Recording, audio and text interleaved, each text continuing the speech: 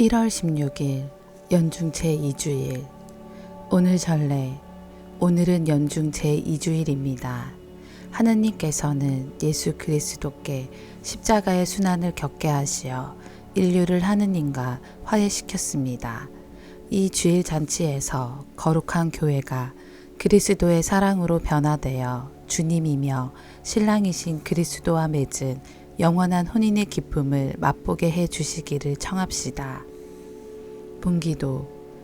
전능하시고 영원하신 하느님, 하늘과 땅을 다스리시니 저희 기도를 인자로이 들으시어 이 시대에 하느님의 평화를 주소서. 성부와 성령과 함께 천주로서 영원히 살아계시며 다스리시는 성자 우리 주 예수 그리스도를 통하여 비나이다. 말씀의 초대. 이사야 예언자는 예루살렘을 두고 민족들이 그의 의로움을, 임금들이 그의 영광을 보리라고 한다. 바오로 사도는 하느님께서는 각 사람에게 공동선을 위하여 성령을 드러내 보여주신다고 한다. 예수님께서는 처음으로 갈릴레아 카나의 혼인잔치에서 표징을 일으키신다. 제1독서. 신랑이 신부로 말미암아 기뻐하리라. 이사야서의 말씀입니다. 시온 때문에 나는 잠잠히 있을 수가 없고 예루살렘 때문에 나는 가만히 있을 수가 없다. 그의 의로움이 빛처럼 드러나고 그의 구원이 횃불처럼 타오를 때까지. 그러면 민족들이 너의 의로움을, 임금들이 너의 영광을 보리라. 너는 주님께서 친히 지어주실 새로운 이름으로 불리리라. 너는 주님의 손에 들려있는 화려한 면류관이 되고 너의 하느님 손바닥에 놓여있는 왕관이 되리라. 다시는 내가 소방맞은 여인이라, 다시는 내 땅이 버림받은 여인이라 일컬어지지 않으리라.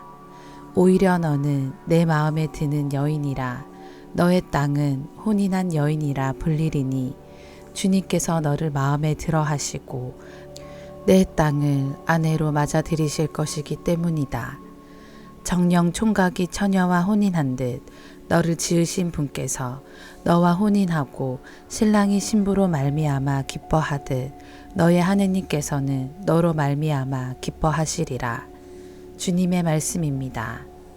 하느님 감사합니다. 제2독서. 한 분이신 같은 성령께서는 당신이 원하시는 대로 각자에게 은사들을 따로따로 나누어 주십니다. 사도 바오로의 고린토일서 말씀입니다.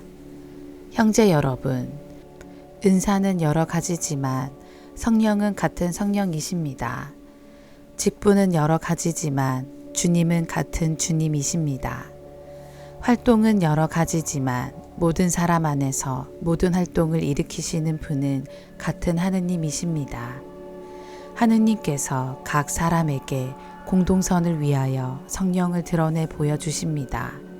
그리하여 어떤 이에게는 성령을 통하여 지혜의 말씀이, 어떤 이에게는 같은 성령에 따라 지식의 말씀이 주어집니다. 어떤 이에게는 같은 성령 안에서 믿음이, 어떤 이에게는 그 한 성령 안에서 병을 고치는 은사가 주어집니다.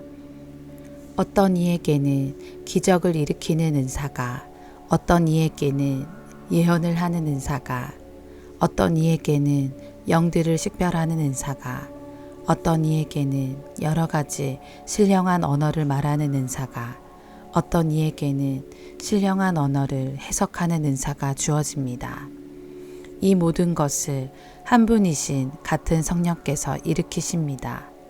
그분께서는 당신이 원하시는 대로 각자에게 그것들을 따로따로 나누어 주십니다. 주님의 말씀입니다. 하느님 감사합니다. 복음. 예수님께서는 처음으로 갈릴레아 카나에서 표징을 일으키셨다. 요한이 전한 거룩한 복음입니다. 그때의 갈릴레아 카나에서 혼인 잔치가 있었는데 예수님의 어머니도 거기에 계셨다. 예수님도 제자들과 함께 그 혼인 잔치에 초대를 받으셨다. 그런데 포도주가 떨어지자 예수님의 어머니가 예수님께 포도주가 없구나 하였다. 예수님께서 어머니에게 말씀하셨다. 여인이시여, 저에게 무엇을 바라십니까? 아직 저의 때가 오지 않았습니다. 그분의 어머니는 일꾼들에게 무엇이든지 그가 시키는 대로 하여라 하고 말하였다. 거기에는 유다인들의 정결례에 쓰는 돌로 된 물돌 6개가 놓여 있었는데 모두 두세 동이들이었다. 예수님께서 일꾼들에게 물독에 물을 채워라 하고 말씀하셨다. 그들이 물독마다 가득 채우자 예수님께서 그들에게 다시 이제는 그것을 퍼서 과방장에게 날라다 주어라 하셨다. 그들은 곧 그것을 날라갔다. 과방장은 포도주가 된 물을 맛보고 그것이 어디에서 났는지 알지 못하였지만 물을 퍼간 일꾼들은 알고 있었다. 그래서 과방장이 신랑을 불러 그에게 말하였다. 누구든지 먼저 좋은 포도주를 내놓고 손님들이 취하면 그보다 못한 것을 내놓는데 지금까지 좋은 포도주를 남겨두셨군요. 이렇게 예수님께서는 처음으로 갈릴레아 카나에서 표징을 일으키시어 당신의 영광을 드러내셨다. 그리하여 제자들은 예수님을 믿게 되었다. 주님의 말씀입니다. 그리스도님 찬미합니다. 오늘의 묵상. 오늘 복음은 요한 복음의 첫 번째 표징을 전합니다. 예수님께서 제자들과 함께 갈릴레아 카나의 어느 혼인 잔치에 초대를 받으십니다. 예수님의 어머니도 거기 함께 계십니다. 그런데 잔치에 쓰던 포도주가 떨어지고 맙니다. 이때 예수님의 어머니 마리아께서 이 상황을 알아채시고 예수님께 전하십니다. 포도주가 없구나. 어머니의 말씀에는 아들 예수님께서 이 위기를 잘 해결하실 수 있다는 신뢰가 담겨 있습니다. 그런데 예수님의 반응은 모호합니다. 여인이시여, 저에게 무엇을 바라십니까? 아직 저의 때가 오지 않았습니다. 예수님께서 말하시는 때는 하느님의 뜻이 결정적으로 이루어지는 십자가 위의 죽음의 때, 곧 예수님의 영광의 순간을 의미합니다. 예수님께서는 오로지 아버지 하느님의 뜻에 따라 행동하십니다. 마리아께서 일꾼들에게 이르십니다. 무엇이든지 그가 시키는 대로 하여라. 이 말씀은 시나이 산에서 하느님과 계약을 맺을 때 이스라엘 백성이 한 목소리로 한 대답을 떠올리게 합니다. 주님께서 하신 모든 말씀을 실행하겠습니다. 그렇습니다. 그리스도인으로 살아간다는 것은 주님의 말씀을 듣고 그대로 실천하는 것입니다.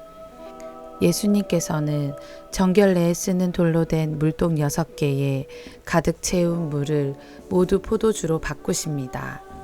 물독 하나가 두세 동이들이고 한 동이가 40리터 가량이니 모두 합치면 적어도 480리터가 넘는 많은 양입니다.